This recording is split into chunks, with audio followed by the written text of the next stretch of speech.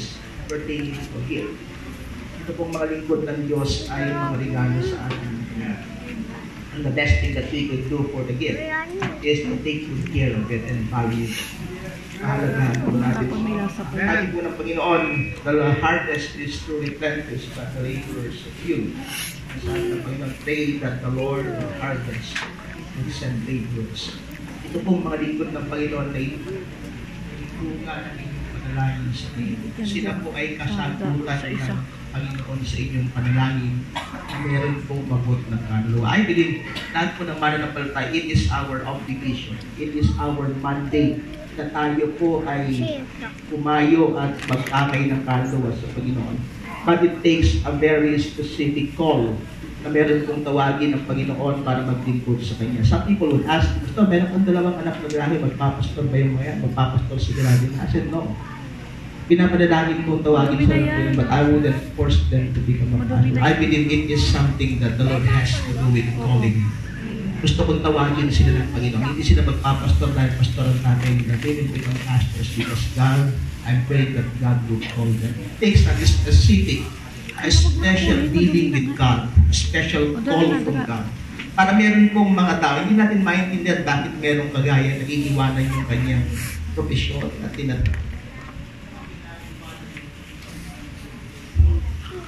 But there were times that ministry would demand a servant of God to make at each step a deep choice. May mga taong kailangan iwanan yung kanilang mga mahal sa buhay dahil meron pong panawagan ng Panginoon. Iwanan yung kanilang profesyon. They will step out of their comfort zone. And it is a very special moment. Ang ating panalangin ngayong hapon ito that God will speak to somebody, that you will step out of your comfort zone and hearken to the Word of God and the calling of God. In pong hapon ito, I would like to take you to a place that's called so beautiful. Matthew chapter 27, beginning verse number 3. I would like to encourage my fellow ministers this afternoon, along with the brethren. Hanapin po ninyo yung inyong pong mga sarili sa katauhan po ng ating pong pag-aaralan ng hapon ito. And I'm praying that you will get something that would help you out to be strong and faithful. So thank the Lord. Matthew 27 verse 3. I began then Judas, which had betrayed him, when he saw that he was condemned, repented himself and brought again, the 30 pieces of silver to the chief priests and elders, saying, I have sinned in that I have betrayed the innocent one. And they said, what is that to us? See thou to that. Verse number 5, and he cast down the pieces of silver in the temple, and departed and went and hanged himself. Verse 6, and the chief priest took the silver pieces and said, it is not lawful for to put them into the treasury, because it is the price of God. And he took counsel and bought with them the potter's field to bury strangers yet. Wherefore that field was called the field of blood unto this day. I would like to take you to a little bit of walk into the potter's field. Na po sa inyo nakakita ng kasuan dito. Kagawaan ng mga jars of kaso. Napakagandang dito. Doon po sa Tarlac, sa Matatalay, meron pong mga malalaki doon. Mamamangha ka kung paano kagagandang hugis yung mga porcelanan dilaw. Knowing where it came from, sila po ay galing sa isang bagay na hindi masyadong pinapahalagan. Something that's just common to you and me. Tinatapakan mo araw-araw, nadadaanan mo yan, pag natikit sa damit mo, sa patis mo, ayaw mong nandun, hinuhugasan mo. But at the hands of the Father, itong lupang ito ay nagiging isang magandang potter's field. Yung ating pong dinan ay nagpapasok. So I know how hard it is to make pottery. Pagkatawag sa pottery. Hindi ka basta kukuha ng lupa kung saan-saan, tapos lalagyan mo ng tubig na ikutin mo, magiging pasisay. It doesn't work that way. I believe every potter maker is an artist. Ako po ay artist, yun kung aking nagpe-painting po ako. Ang aking pong profession, artist. And I believe these people have a special skill to do that. Kasi ako artist ako, pero sinubok ko. Tinay kong gumawa ng paso. Gumawa ko noong clay na ginagawa ng aking ina. Nilagay ko dun sa pinapaikot-ikot niyang lamesa. May napakapangit ang isura ni Will. Hindi ko mabilog. Pero siya, umuupo siya doon. At yamot may sa... Mami, yan yung sinasabi ko, yung favorite kong chicha. Parang pag meron na kayo madaliri, kapag nag-iisip niya yung clay na pinapaikot niya doon, ay nagbabago yung ano. Lalagyan lang siya ng isang takot na ganyan. All of a sudden, she sits on the spinning wheel and then nakikita mo, there's a beautiful pattern lalabas doon. And potter's guild is a very beautiful place. I believe the potter maker is, ito na yung kanyang buhay. Iba yung ating profesyon, yun yung ating buhay. Iba-iba yung ating source of income para kumain araw-araw. Some would work, some would not. Pero yung mga bagay na nagbibigay ng ating ikinabubuhay araw-araw, yun ang ating buhay. Doon umiikot yung ating katuwaan, yung ating kaligayahan. Hindi ko makuhang maging kasaya ng aking biyanan kasi sinubukan ko doon, masakit sa balakang eh. Nakabaluktot ka doon at gagawa siya ng paso, uupo siya ng alas 8 ng umaga, matatapos siya alas 12 ng hating gabi. Doon pa lang sa paghuhulma. Hindi pa doon natatapos, ipibilan pa nila yun. Pagkatapos susunugin na napakahaba ng proseso. Pero makikita, wala akong ganoong tiyaga doon. Wala rin naman siyang tiyaga doon sa aking coach. But let me tell you, there's something that gives us, makes us survive in ang bubuhay natin kung kayo ay nagtatrabaho, kung saan nanggagaling yung lahat ng nasa iyo. That is something we value. Sa buhay natin, naniniwala ko, everybody has something in you that you value. It's either probably a job, a ministry, family, vision, studies. Iba yung ating priorities. And let me tell you tonight, could I ask you to consider that and make it a picture of your potter's field tonight?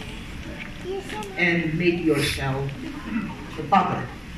Ito po kung magpapasok ito, he would wake up every morning at pupunta siya sa bukid sa kanyang field at maghuhukay po siya ng lupa. Dig into the ground about 4 feet deep bago makita yung good clay para gawing paso. And he would carry that load in his shoulder at pabalik sa kanyang pasuhan. Takes the process, nililisin yung clay. He will work there every day. And everybody will pass by that place, they will say, it's beautiful. Potter's field is so beautiful. But one sad morning, pating ko itong mga pulong pari doon, they went to that potter maker. And they have that 30 pieces of silver. Dala nila yung 30 pirasong silver na ipinambayad para si Kristo ay pagkatulo ni Judas. And they came to the potter maker and they said, okay, potter maker, babayaran namin yung field po today. We will go and pay it with 30 pieces of silver. Yung kanyang pinakamamahal na potter's field on that day, it turns out that this man sold his potter's field. And the hardest part of that is he washed his potter's field, sold his potter's field, and watched it turn into a graveyard. Yung kanyang napakagandang pasuan ay ibinenta niya ng 30 pirasong tila para maging isang likihan. Tingin po sa inyo rito nakaranas ng matulog sa sementeryo. Kami mga bata at mga sukil kami noon. Kapag magkakautuan kami, magpapayabangan kami, sabi namin matutulog tayo sa sementeryo yung alis plak. Pupunta kami sa sementeryo, natulog kami doon, magkahiga kami. Yung kinakalasing sa amin, mga sukil kami noon. Yung sa'yo magising, mag-isa na lang niya doon. Pagkatong lumit, hindi ko pakuha makatulog sa sementeryo. Hindi pa ako nakakita ng multo, maliban na lang pag gumigising ako ng umaga, napaparap ako sa salamin. Pero yung totoong multo talaga, hindi pa naman talaga ako nakakita. Pero naglalaro-laro sa isip ko yung mga ganun, di ba? Yung mga bata tayo, niluluto tayo ng mga magulang na, Sabi ng tatay ko, pag lumabas ka, masasalubong mo yung tinan mo, lagot ka, nakakatakot yun, di ba? Natakot niya, may tiyanak. Sa Pilipinas, madaling mag-impacto eh. Matutusin, may kapre, may tiyanak, may aswang, may mangkukulam, may biyanan, may manugang. Alam, nakakatakot o yun yung manugang o yung biyanan. At sa amin, sa kakalamang kinawisan, pag-iikot ka ng sabaw ng silikap, nagagamit yung manugang, yung biyanan sa manugang. So, patugan sa amin sa kakalang pawisan, pag umigop ka ng sabaw ng silikap, ay napakatamad siguro. Pero, itong tao ito, binenta niya yung kanyang father's will for 30 pieces silver. I would like to suggest a few things tonight. Bakit kaya binenta dito ang father maker? Samantalang yun yung kanyang kabuhayan. Nandun lahat ng meron siya. Kung pag-ikot yung kanyang karir, yung kanyang araw-araw, siguro he saw it to the very old age. I would like to suggest few things kung bakit po niya binenta yung kanyang father's will. First of all, I believe, should I say, this father, he got tired of the work. Itong father na ito, nagising siya isang araw, he just said, I'm tired of this work. Pagod na ako, sabi niya na kailangan kong gumising araw-araw. That didn't change for many years. Gigising ako ng umaga, gagawin ko to, pupunta ako sa bukid, kukuha ko ng lupa, dadaling ko sa aking shop, lalagyan ko ng tubig, mamasahin ko, paikutin ko, susunugin ko, and it's just the same thing over and over again. At ang sabi niya, I'm tired of this work. Ibibenta ko na itong ating father's field. Actually, 30 pieces of gold doesn't even worth the cost of his field. Yung kanyang pinagbenta ko, kaya na lang sana niya kaysa ibinenta niya. Sabi niya, basta mawala na lang sa akin to. Ayaw mo nang nandito sa akin. I'm just tired of this work.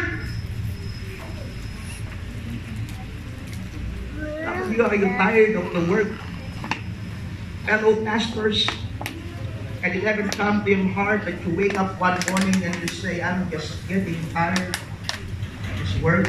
Honestly, it's been over and over again. Ganito na lang araw-araw, bibisitahin ko si kapatid, iangkat sa Panginoon, at sa susunod na linggo, siya, di darating, papanalangin ko sa gito, papanalangin ko sa kanya, magbibisi ko sa gito, magbibisi ko yan, problema ko yung simpan, problema, and you just wake up one morning and you said, I'm tired of this work. If you are a worker today, if you are a Christian doing a job, just wake up one morning, I'm tired of what I've been doing every day, and just want to get rid of it. Ayoko na. Another thing, I think this author, I suggest, he just got tired not only of the work, but he got tired of the walk. Kasi hindi naman sa tabi lang ng kanyang shop niya kukunin yung kanyang lupa. Lalakad siya. I experienced that. Lalakad kami ng 2 kilometro sa bukid at pupunta kami sa lugar kung saan merong magandang lupa. At lalakad kami doon sa gitna po ng aalis ka ng maaga, babalik ka ng mainit. Lalo na kung nagkikinsanso ka pa, napakahirap namang lalakad kasi sa gitna ng alas, susunog yung balat mo. Yung putis mong parang gatas ng kalabaw, nung pagbalik mo, hindi wala na yung gatas, kalabaw na lang.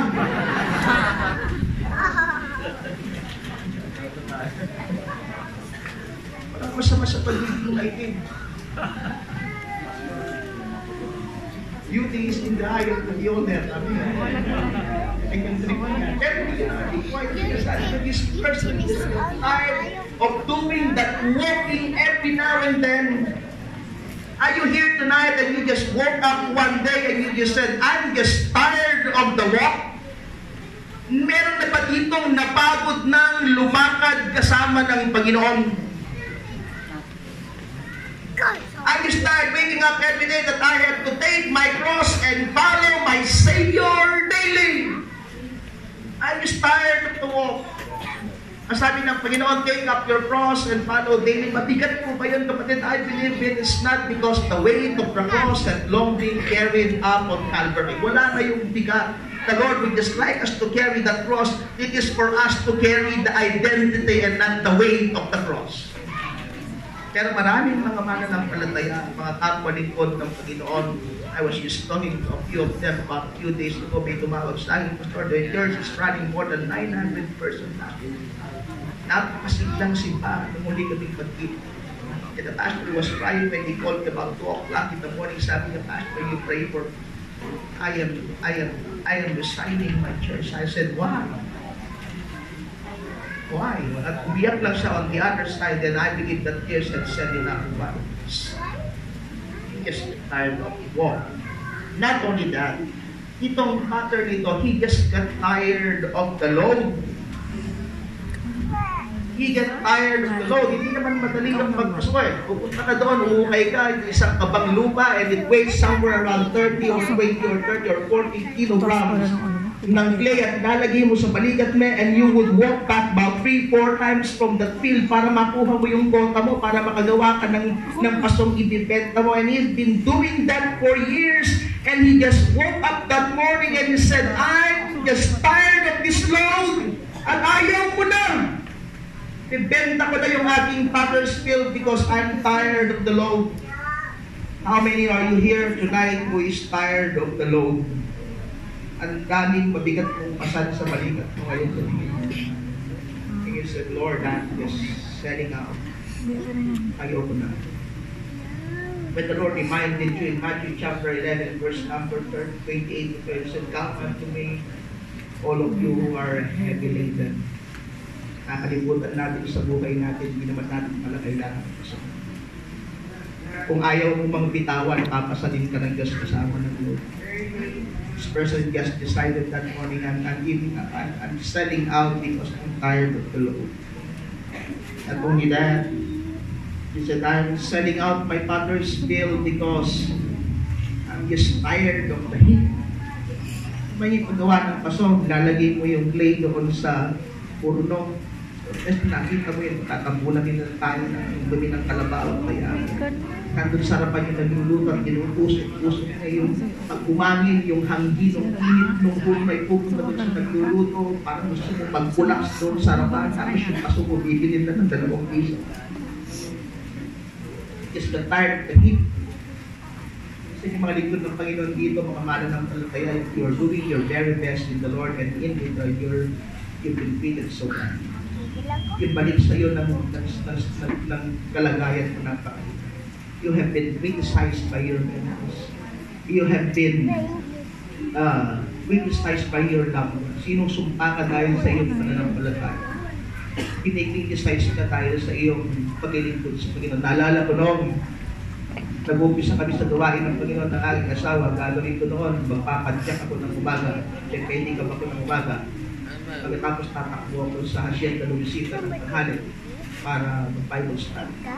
At tinatawanan kami ng aming mga kamag-anak noon. Sabi nila sa amin, anak ng padyakero, mamamatay na padyakero. At pinagtatawanan nila kami, yung aking tatay, yung hinati-hati niya yung aming, sabi tinawag niya ako, Joe, mali ka dito, hatiin mo na yung mga mana ninyo. Tuwang-tuwa naman ang pagkakatiin mo, mamamatay na yata itong tatay ko. Sabi natin yung anak. Sabi niya, ibibigay ko sa iyo yung pinakamagandang pwesto. Yung mga kapatid mo sa likod na, sa iyo yung tabi ng highway. Ay, tuwang-tuwa ako, sabi ko, pag nabenta ko, makalahating bilhin ko, pwedeng-pwede na. Pagkatapos kaya, bakit mo na ako ibibigay? Makapagre-reklamo yung aking mga kapatid. Hindi sila nagsiselo. Sabi niya, ano, bakit? Kasi kaya ko, dodonate, bibigay sa yan, kasi dodonate natin sa church ng manong. Kinaisahan ako ng tatay ko, ibinigay sa church yung aking mamanahing ko. Sabi ng mga kapitbahay namin, tingnan mo kung tao na wala nang maipakain. Ano, ibenta mo yung lupang yan at ipakain mo sa mga anak mo, pag-aralin mo yung mga anak mo para hindi naman sila mamatay na padyakero kagaya. Have you ever been on that situation before? Yung aking tatay, matun yun eh. Walang sasantuhin sa amin, hindi mananampalataya. I watched him, yung kanyang kapatid, kinuha yung Biblia, isinampal sa kanyang mukha, just for witnessing and telling him he needed to be saved. Have you been into a situation that you have been persecuted so much for doing the will of God? Na yung merong mga mananampalataya dito, you have to give up your plans and your future and your job. Dahil tinatawag ka ng Panginoon at nakakaranas ka na napakadaming bigatin sa buhay. Sasabihin mo, para sana kung hindi ako nagganito, sana kung ganito na lang ako, baka nabubuhay ka rin. Ayun ang time na mag-decide ako magsuko ng voice of God. I was working a good job. Nagtatrabaho ako sa Santa Lucia Realty. Ako ay isa sa kanilang mga designers sa mall nila. Sa kanilang pangalan, nagtinapag yan sa Kaita. Sa Rizal. Kaya lang, backslider nga lang ako. Meron akong 2 banda. Yung magkikita tayo 19 years ago, mahabang buhok ni Pastor Yung, may mga tingka-tingka ako sa mga. Ano mo kulit, Bing? Sabi ko, kung naalala ko minsan yung aking asawa, nandun po kami sa Balete, nandun siya sa may bintana. Kung kami sa Texas, nakadungo siya sa bintana, nakangiti siya. Malungkot siya. Sabi ko, panin masiraan na yata ng buhay kasama ko siya. Sabi ko, di balik, wala po kaming makain, Panginoon, wag mo lang pabayaan, babaliw yung aking asawa. Kaya pala siya nakangiti, may TV yung kapitbahay namin. Kapag siguro nakakatawa yung panahon, hindi naman niya naririnig, sila nakikita lang niya. Kaya yung asawa magigaling magbasa ng kilos yan, hindi titignan ka lang niya, alam yung sinasabi mo. Ngingiti siya. At kaya pala siya malungkot, sinarado na yung bintana, hindi na siya nakakapanood. Sabi ko sa isip ko, kung nagtatrabaho lang ako kayo, kung sasabihin ko lang sa manager ko, sige babalik na ako. Kahit 3 TV araw-araw, kaya kong bilhan yung asawa ko. Pero may panawagan ng Panginoon. Sabi ko, tumakbo na ako sa kalooban ng Panginoon na mahabang pananay. I would have run by myself, but I cannot run with my feet. Not only that, he got tired of the hurt. Ibiran nung niluluto niya yung paso, nakikita ko yung kanyang itidok. Sabi niya, 10 piso, 5 piso, tinghahanguin niya yung kanyang mga paso. And all of a sudden, meron siyang ihilain doon, basag. Nakikita mo yung kanyang lungkot sa mukha. Hindi ko mandama yung kanyang kalungkutan, pero I could see the sadness in her face. She was hurting watching the pots break. Alam niyo mga miyembro, mga kapatid, our heart breaks. May mga pastor dito, they quit the ministry because they are tired of seeing you hurt. They are tired of seeing you pray. Pag-aaral ng salita ng Diyos, and they don't come here to entertain you. Your pastors don't stand in front of you to show them they are good speakers. Hindi nila pupunta ito para pakita sa inyo, magaling kaming magsalita, magaling kaming mag-preach, magaling kaming magpatawa, matalino kami. Wala po kaming mga ganoon. At late at night, we are thinking of you. At ang binabasa po ng mga lingkod ng Diyos, itong Biblia ito, they were from pages after pages, from verses after verses, mga kapatid. When they are scrolling the Word of God, they were praying and thinking of you. Amen. Para pag sila nangaral ng salita ng Diyos dito at narinig nyo ang salita ng Panginoon, hopefully magbago sana at mapabuti ang buhay ninyo. Pag kayo nakakita ng lingkod ng Diyos at nangangaral siya dito para kayo'y mapasama, the very moment na narinig yun, head out of the door and never come back to the church. Pero tuwing papasok kayo dito, mga kapatid, naghihintay yung lingkod ng Diyos sa inyo, and He is getting ready to pour out His heart and His soul and preach to you, hoping that one day you will understand the Word of God. Amen. At magbago yung buhay mo. At mapabuti yung buhay mo. Only to see you later that all those sacrifices was just a waste. Pagkat maririnig mo yung sasabihin ng pastor mo rito at gagawin mo yung kabaligtaran ng narinig mo sa salita. And they watch you and see you pray. They watch you and see you break down in they hurt. Kaya sabi ng Father Maker that I was selling out. Selling out. I'm tired of the work. I'm tired of the walk. I'm tired of the load. I'm tired of the heat. I'm tired of the hurt. Or you might be a family man today who is going through a hard times with your family. Meron kang problema sa pamilya. Meron kang problema sa relasyon. Meron kang problema sa trabaho. meron kang problema sa pag-aaral. And the easiest way to get out is to stop fighting and say, I'm selling. Selling out is good enough.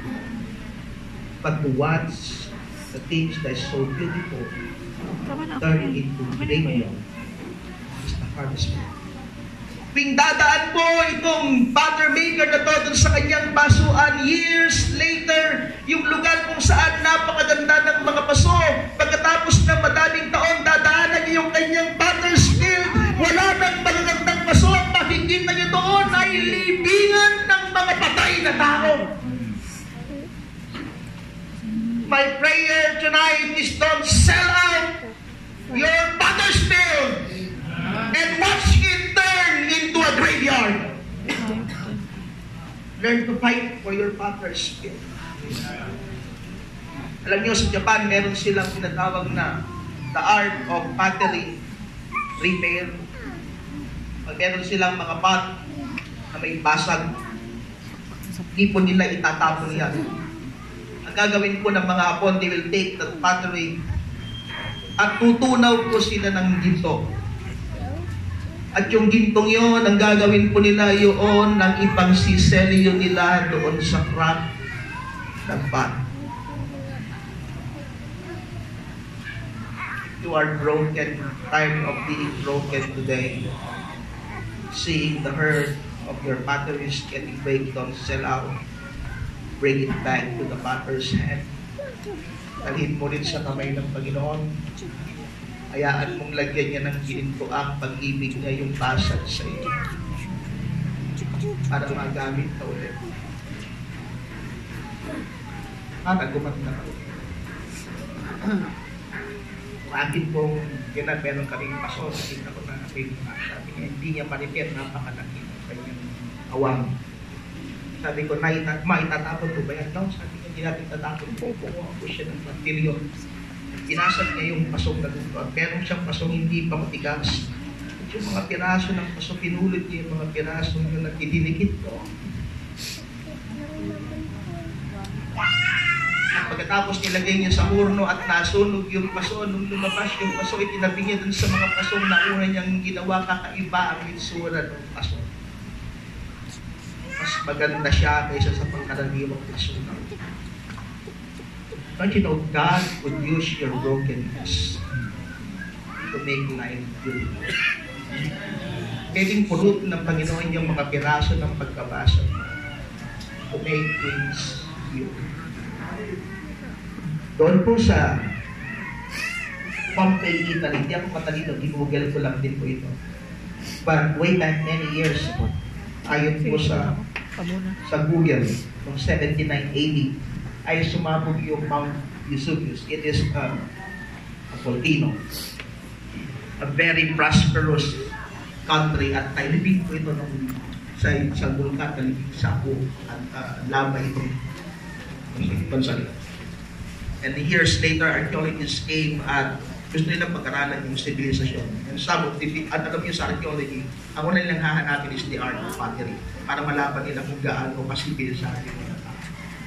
Nagbuhay sila, nakakita sila ng mga taong na preserve ng dahil sa abo. May mag-inang magkayakap, taong nagihigib pa nandun na kabunan ng graba.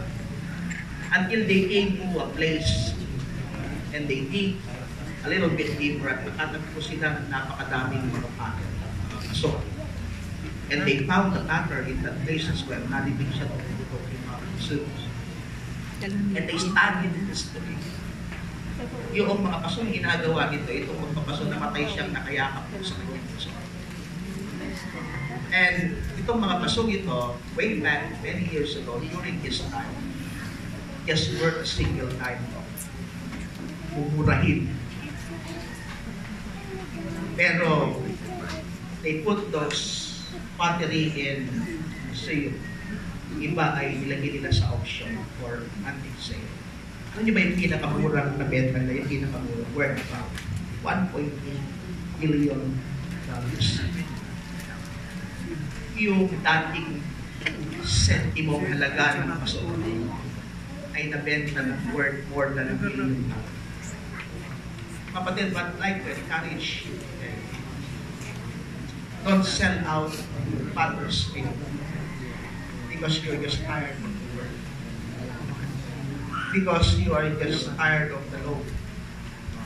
Because you are just tired of the hurt. You are just tired of the pain. Marahil walang nakakaintindi ng sakripisyo mo ngayon sa gawain ng Panginoon. Mga nanay, walahil hindi ka maintindihan ng asawa mo ngayon sa gawain ng Panginoon. Kabataan, baka hindi ka maintindihan ng mga kaibigan at kaklase mo, ng mga magulang mo dahil naglilingkod mo sa Panginoon. Mga kapakulingkod ng Diyos, hindi maintindihan ng pamilya mo bakit naglilingkod ka sa Panginoon. Your service today might probably be worth a dime. But let me tell you, one day, someday, it might not be in our lifetime today, hindi sa ating panahon, but when somebody come digging up on what you have done in the past for the Lord, your work of a dime in the past would worth $1 million to somebody else someday. Yung hindi pinapahalagahan gawain ng magpapasunod, he died making his farm just because he wanted to make a living for a day. After hundreds of years, when somebody came back to dig on that place, they found the battery, and today they worth $1 million. Wala mang halaga sa iba yung ginagawa po para sa Panginoon. Ngayon, nice kong sabihin, somebody in the future will find it worthy that you stood and served the Lord in your time.